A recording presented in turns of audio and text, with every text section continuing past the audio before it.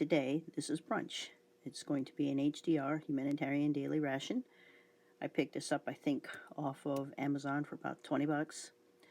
Thought it was pretty reasonable to just give it a go. It's 24 hours worth of food for one person. It's about 2,200 calories. These originally were yellow in color, but they changed it when they realized that the yellow actually resembled a lot of cluster bombs. That's what I'm looking for, cluster bombs. It's too early in the morning and I haven't had my 10th cup of coffee yet. So they changed them from the yellow to the pink. They're designed to be dropped from the air, from helicopters, so they can withstand some impact if you get them in the mail and inside's a burst. Boy, UPS and USPS are really screwing up on that one. But this is the one we're going to do. Because they're for such a cross-section of people, they usually don't contain meat. Usually lentils, rice, beans, etc. Okay, so I've taken the opportunity to open it already. And it's got the typical things. It's got a fig bar. Oh, by the way, it has about a 3-year shelf life. And this one we've had for a while now, and nowhere on it does it have the date it was actually made. Not sure if they have it on the individual components, but nowhere on it. So, back to where we were. First thing is a fig bar. And, oh, looks like we got one of the mains. So, red beans and rice. Actually, it's going to be quite delicious. I happen to be a huge fan of rice. Lentil stew. So we got the two mains away. What else is in there? Let's see. Strawberry toaster pastry. Looks a little beaten up, or feels a little beaten up. That's okay too. Put that up. Crackers.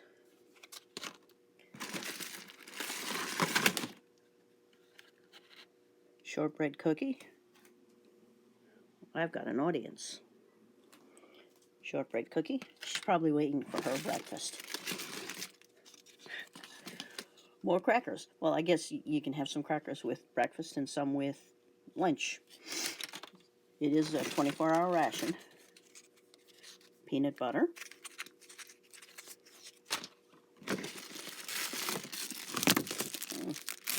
Accessory pack. Oh, and one more thing. What do we got here? Apple jelly. Oh, peanut butter and jelly. Apple jelly.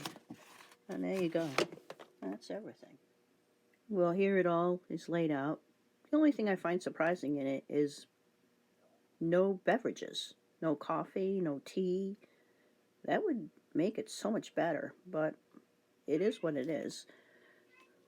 Yeah, I hear you over there. You're hungry. You're waiting for me to serve you breakfast. Okay, I'll get to it in a minute. There you go. So I actually was curious as to how old this MRE is. This actually HDR is, Humanitarian Daily Ration. And I found an interesting website called mreinfo.com that you can type these codes into, and it will tell you when this MRE was manufactured.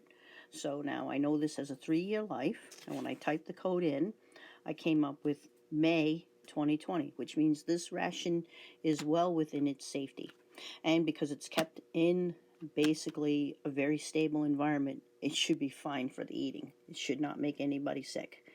So that's an interesting thing I found. mreinfo.com, and they have a converter in there. Pretty cool. So we're going to start off this morning with a nice hot cup of tea. Ruth was nice enough to make some hot tea this morning. You said it's Lady Grey? Yeah. Okay, it's good tea. So a nice hot cup of tea. But even with the hot tea, I think this meal specifically was put together the way it was put together because if there's no water, the meal still works. You can eat those mains without heating them. They probably taste much better if you heat them. Oops, sorry, kicked the camera. But they'd be fine. So we're going to start this morning with, actually we'll start with this, the toaster pastry. We're not going to heat it up. We will heat the mains, but I'm not going to worry about heating the breakfast items. And so, it's wrapped, and it's inside another wrapper. Let's get this thing out, hopefully without destroying it too badly. It looks like a Pop-Tart, but based on the feel of it, I'd say this Pop-Tart has been through a few things.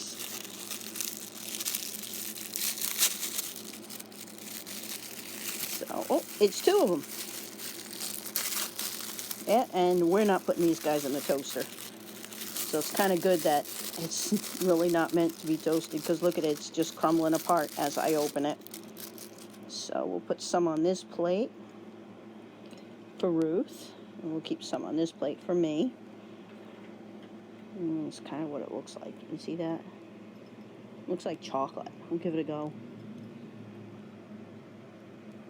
Actually, it's a wild berry toasted pastry. And it's actually not bad. A little on the dry side. Definitely thirst inspiring.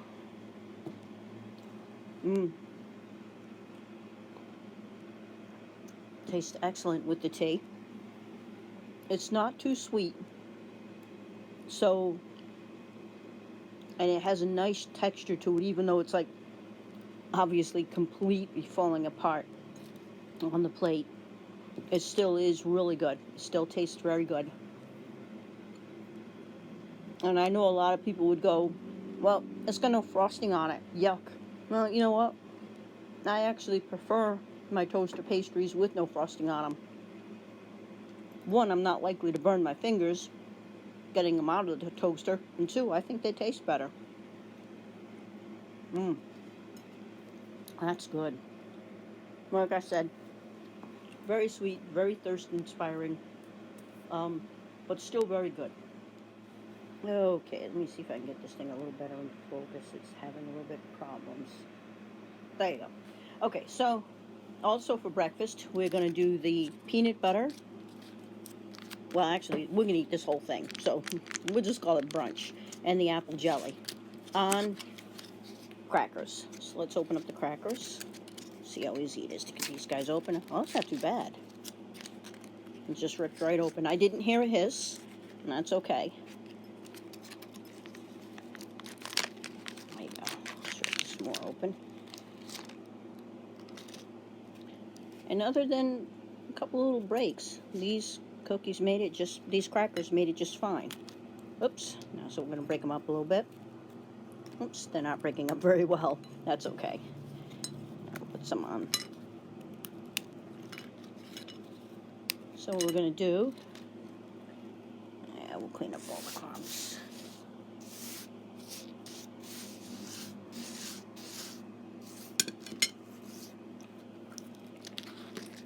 Get some peanut butter. Move this a little better. Maybe move the camera a little better too. That looks much better. So we'll get the peanut butter. Mash it up a little bit.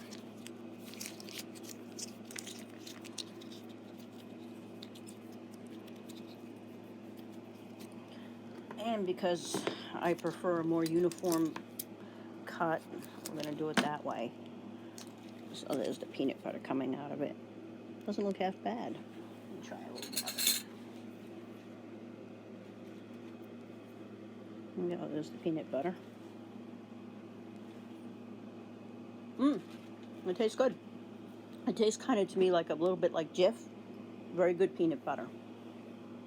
Put that right there. And we'll put some of the peanut butter on some of the crackers. That's for Ruth. A little more for Ruth. And some for me. A little more for me.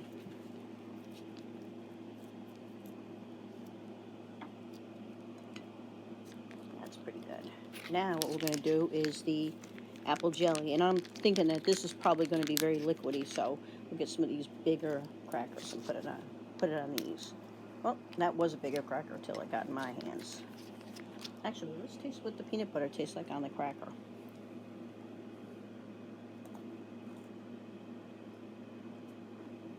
Hey, not bad. Not bad at all. The crackers are unsalted. They have no salt on them at all. And they offer very little flavor. Again, this is kind of dry.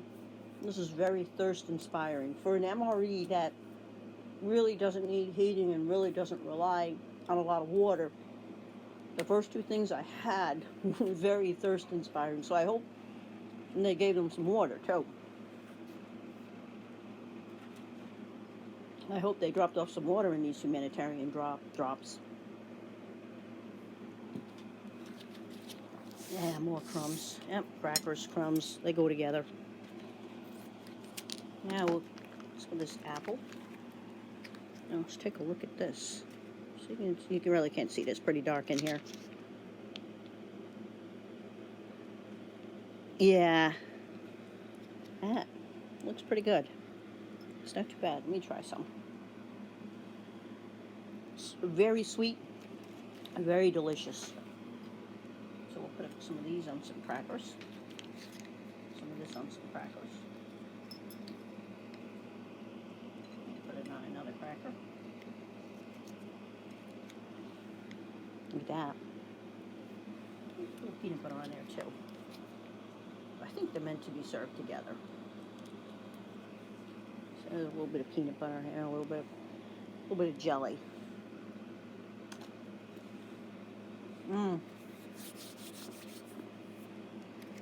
Truly, truly, truly delicious. Okay, so while we're enjoying our breakfast, I'm gonna let you go. Next, we'll heat up the two mains, and we'll try the two mains. Hi, what you doing? Yeah, you meowing? Yeah, love you too, kid. Yep. All right, so our two mains have been on heating, and they are ready. And I saved some of the crackers because I thought these crackers would go very well with one of the mains. That would be the, not the red beans and rice, but this one right here. The lentil stew. I thought it would go very well with the lentil stew. So these are really, really hot to handle. They're burning my fingertips. So they definitely are going to be warm enough. So let's open this up. And I know a lot of people like to use knives, but if you know how accident prone I am, you'd be grateful I didn't use a knife. One nice thing about being so accident prone, I no longer scream when I hurt myself. I just go, ah, darn, again. So it is what it is. Or, wow, that knife was a lot sharper than I thought it was. Cool. So, but let's get back to this. So this is the lentils. They smell pretty darn good. Let's pour them out into here. Pour some into there. And pour a little more into there. Let's get them all out of there because, man, they smell good. Okay, put that up there. And I'll take this one for me and I'll leave that for Ruth. And see what they look like. They look pretty good. Let's get a spoon. It's got a little peanut butter on it. That's okay. Let's give it a try. Looks pretty good. It's super hot, but it's really, really, very, very good. Let's move this up on out of the way. Let's try some of these crushed peppers on it and see if they take it to another level. That should do it right there. Mix them up. Now, I've never done the crushed peppers before, so I'm not exactly sure what effect they're going to have on them. I usually ignore that part of the MRE. Like I said, the salt, the pepper, and all the extras, I've never thought to add them before. So, there we go.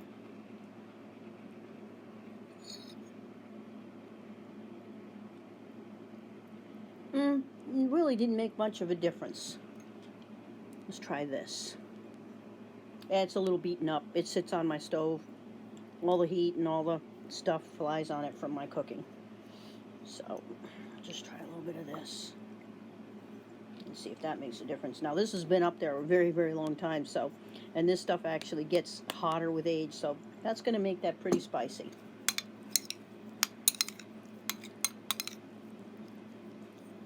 Let's mix it up nice. Let's give it a go.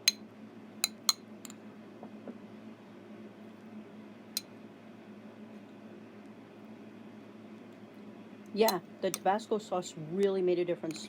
It's really, really very good. The crushed red peppers, not so much of a difference, but the Tabasco sauce, definitely. Mm. I'm going to open up these crackers because I thought this would go well with this. I'm going to put the scissors that way. Oops, a little bit of crumbs. I'm going to try and do it this way too, so we can get them out without breaking them up too much. Okay, some of these will go with these, and some of these will go in here. So we'll just try this right on there like that. Let's see, that looks good, huh?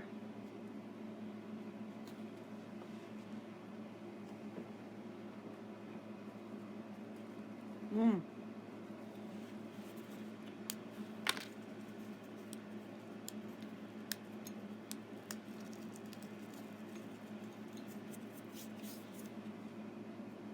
It gives this main a nice little bit of crunch to it that otherwise it wouldn't have.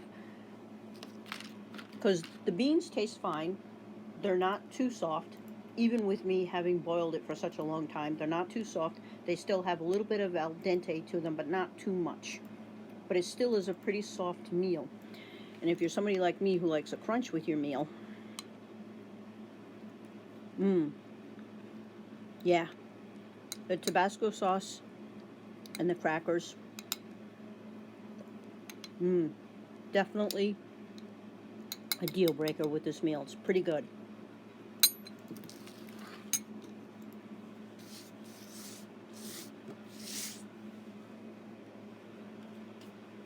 All right, let's give the second main a go. My mouth is burning a little bit from the Tabasco sauce, but that's okay. I love the Tabasco. Put that up there. Look at these bowls. And look at that. You see the beans? So these are going to be a red bean. So just about everything you need in a meal, all the stuff, the protein and everything, you're going to get in this ration. This is a pretty darn good ration. Whoa. Look at that. It's tomatoes, beans, a little bit of rice. I'm not seeing too much rice in it as one would think.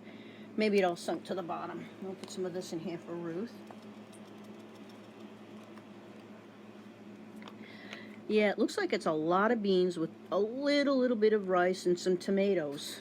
So let's give this one a shot and see how it tastes. That was good. So you can see the little bit of rice in there. There really isn't as much rice as you would think. But the beans and the tomatoes,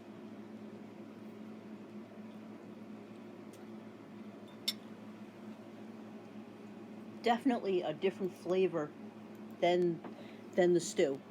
What is this? Am I calling it what it actually is? Yeah, than the stew, than the lentil stew. Definitely a totally different flavor than the lentil stew. I wouldn't call it unpleasant, but not what I would really go for. So let's try that. And again, this makes a difference in it.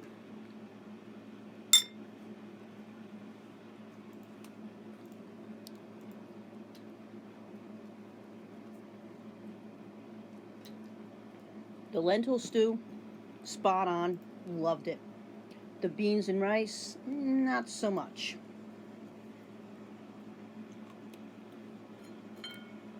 Let's give Ruthie her portions and she can give hers a shot. Here they are, Ruth. I'll get your spoon in a second.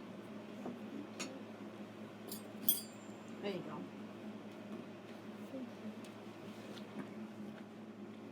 Well, I gave it to Ruth, and I didn't expect her to take well to the beans and rice because, to me, the flavor was a little bit iffy. But she gave it a thumbs up. She's enjoying it. It's almost all gone. So we'll try mine. Nice hunk of tomato there.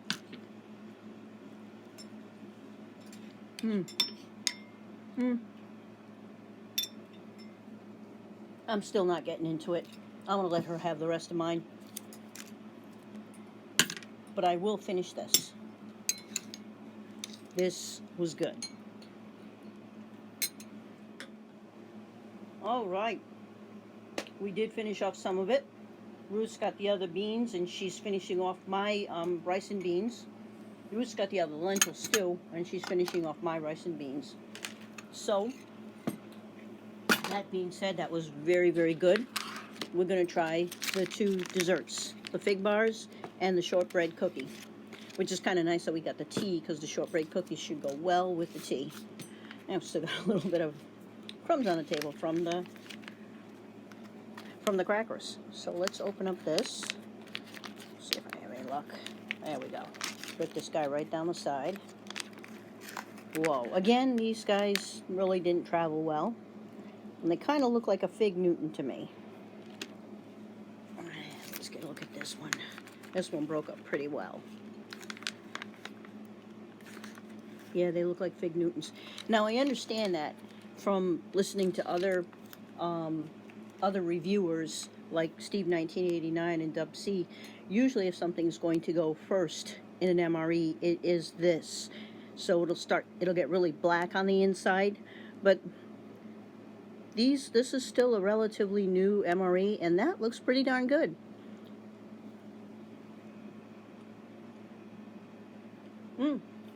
And it tastes good too. It's not overly sweet, although it is thirst-provoking. So, again, it's a little bit confusing as to why you put such thirst-provoking things in an MRE where people may not have a lot of water. But still, it tastes very, very, very good. I'll save that one for Ruth. And of course, next is the shortbread cookie. And I've made shortbread cookies myself. Never really been a big fan of this particular type of cookie.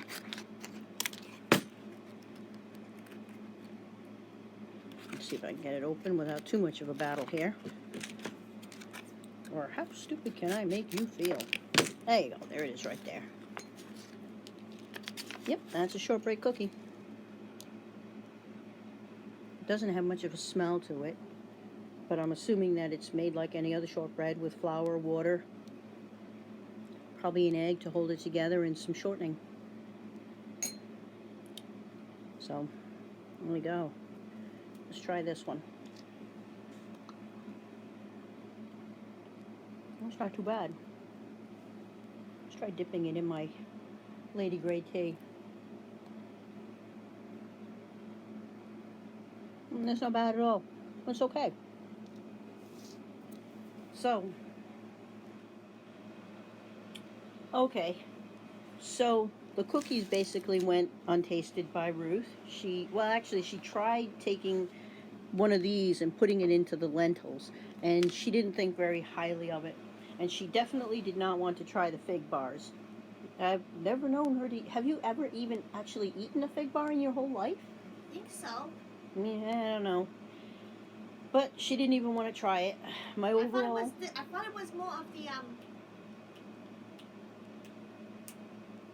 toaster fig. No. It's nothing. It's not a toaster pastry. That's a fig bar. And I had enough sweets. You had enough sweets. Okay. All right, that's fine. You don't have to. So, but back to my overall rating. I'd say on a thing of served in Aldi's or served in somebody's kitchen, this kind of falls definitely on the side of served in one's kitchen. It really is quite a very good humanitarian daily ration. I thought very highly of it. The only thing that I found a little bit interesting is that one, it didn't have any makings for any beverages in it, and two, quite a few of the things were thirst-provoking. So, but other than that, this would be a great MRE to get if you were out and you were hungry and somebody would have dropped this from a helicopter down for me. I'd be more than happy to see this thing. It's pretty darn good.